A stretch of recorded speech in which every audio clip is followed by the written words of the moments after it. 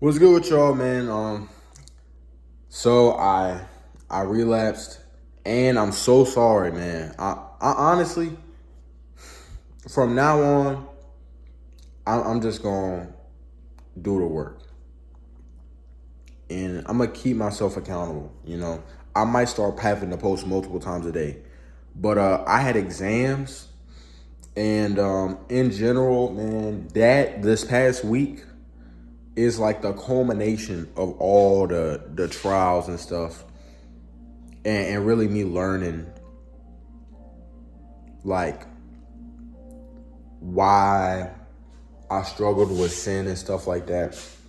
So I'm so like I know I probably don't sound cohesive right now, but in general, I've been working through a lot of stuff. Exposing God been exposing a whole lot of stuff about what I value, like what I really value, and how what I'm scared of. I saw that. I saw myself in raw form this past week. And in general, this whole semester has been crazy. And I finally got these exams out the way. And I think it's gonna be pretty good. I turned around a lot of classes in general. But yeah, man, that's pretty much all I gotta say. Now I'm gonna keep talking till it hit the 3 minute mark. I just relapsed, and I ain't gonna lie, bro. I gotta get more sleep, and I gotta stay off social media. I have to plan and structure my day in general, because I can't just keep letting myself fall into these bad situations. And you know, I just gotta try. Like, it's hard to walk in the spirit, I ain't gonna lie. Some days I just be feeling like I don't wanna read, but I gotta do it at the end of the day. Um, a lot of mindset shifts. My new thing right now is in response to, all the changes, don't complain, don't cower, and don't be offended. You know what I mean? So a lot of times, let's go with complaining. A lot of times, I complain a lot internally. So like I'll do something, I'll be like, oh, that's too much. Yeah, like just complain a lot. I complain, but I don't express it outwardly. But I understand that complaining, the thoughts, it has an effect on my cycle, just like the thoughts of lust have an effect on my thought cycle and my thought direction. So does these thoughts. So that's the first thing I need to work on. Second thing is cowering.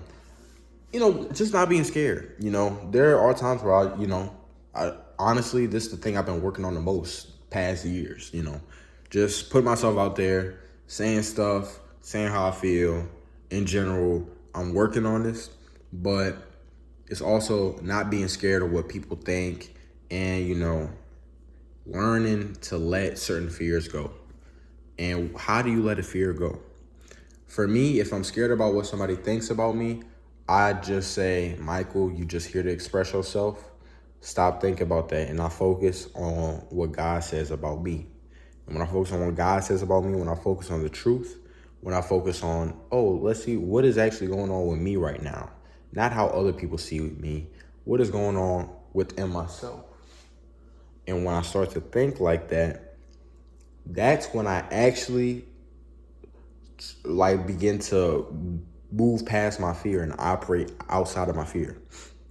And I know when I do these things enough, it's gonna get to a point where it's automatic. It's automatic. And it's already starting to be automatic. I almost went back in terms of fear earlier this morning, but then it was like that correction shift. It's just all about catching it and correcting your thoughts. I caught it real quick. Boom, corrected it. All right, now we back on track. And I'm glad I did that. I'm glad. And then it's being offended. A lot of time complaining and offense goes hand in hand, even with fear. Sometimes you're scared of somebody, so you offend it. But like, really, it's just complaining and offense. When somebody does something to me and it's unintentional, well, if I hold an offense against somebody, that's taking a bandwidth in my mind. That's affecting my mental state. That's affecting my health, because when you're stressed out about something, when you're angry with somebody, that affects your health, your mental health. When somebody is holding on to a lot of offense to a whole bunch of people, you already know that person not gonna be thinking straight. On the basketball court, when somebody get embarrassed, and if that dude gets offended at the person who embarrassed him, he's not gonna perform the same way. He's gonna perform with a chip on his shoulder. His judgment is gonna be clouded. His thought process is no longer logical. It is, you're shifting to a different game. Instead of the game being, how do I logically win the game of basketball, you playing, how do I logically win the game of establishing dominance or showing people that I'm not somebody to play with, et cetera, et cetera. But at the end of the day, when you take that chip on your shoulder, when you're offended by anybody, whether it's intentional or not, you are automatically burdening yourself, and you're forcing yourself to make more illogical decisions and cutting yourself off from things in the future. Sometimes, if somebody didn't mean to do something and they were close to you, they could have been an ally to you, and you cut them off, then you're essentially going to be interacting with that person through the outlook of revenge instead of the logical outlook of, what can I build with this person? Do I connect with this person? And if you're offended by that person, well, you are cutting yourself off from good. And even, let's say this, even if they did mean it, I'm telling you right now, you can't worry about what somebody does to you or how what somebody does to you looks in the public eye. Because when you look in the public eye and you're trying to assume how everybody is thinking about you, then that's just your imagination. You're just going crazy. You got to go off of what you know. If somebody is attacking you or offending you or trying to do something to you, and you're offended by that, well, you got to be like, okay, hey, can I just walk away from this situation? Can I just forgive this person and move on? Or, okay, I forgive this person, but it looked like he trying to harm me or something like that. So I guess I'm going to have to put the dukes up. Something like that. When you let go of offense, you become a logical man, and you don't play into the games that people are trying to play on you. Sometimes people want you offended just to have you do what they want. And don't look, man, I usually don't talk about political things, but politics is a big offense game for people who don't really know much about what's going on.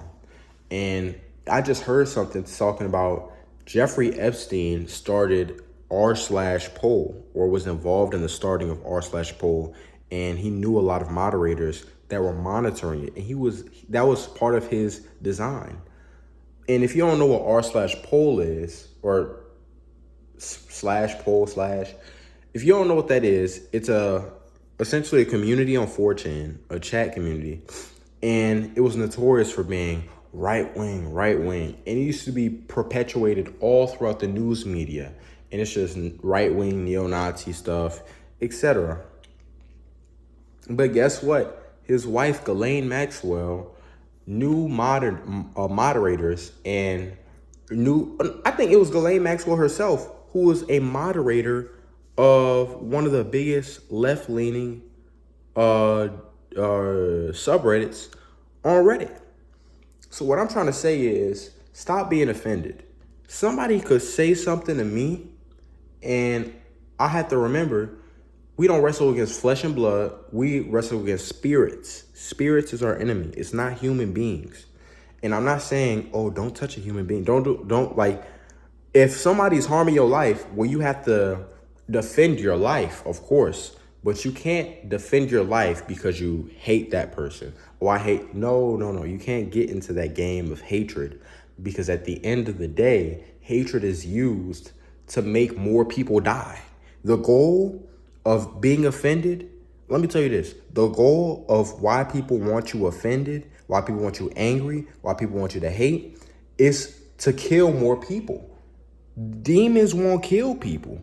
And these people who are directly involved in fomenting unrest. Look at how coups and how revolutions are started across the earth. It's through offense. It's through people fomenting hatred for along ethnic groups and all these things. Why do you think they do that? To kill people so that everybody weak. So that's another thing I wanted. I know I said a whole bunch of stuff. I went off the rails. But what I'm trying to say is, when I am offended, I have to remind myself, no, don't be offended, be logical. Because when you're logical and when you forgive that person, boom, the possibilities start opening back up. The things you would have never considered before. Nah, F that dude. I don't want to be, I'm sorry for saying you were saying. Nah, forget that dude, man. I hate him. Instead of being like that, you like, why did he do that? All right, I'm going to keep my distance. I'm not going to hate him. I'm not going to go out my way to attack him. I'm going to just let him live. And when he get himself right, when he work on himself and he coming back to me, then we could see what's going on and we could be friends and stuff. And that's how it is. That's how you got to move as a man. You got to be more logical instead of allowing your emotions to commit sin for you. So yeah, that's all I got to say. I got to do something right quick. But that's all I wanted to say. It ended up being 11 minutes and 1 minute, 30 minutes in, 1 minute, 30 seconds in, and I didn't even know what I wanted to say. But yeah, man, that's all I wanted to say, pretty much. I'll see y'all tomorrow, and we back on the journey, day 0. God bless y'all, and I love y'all, man. See ya.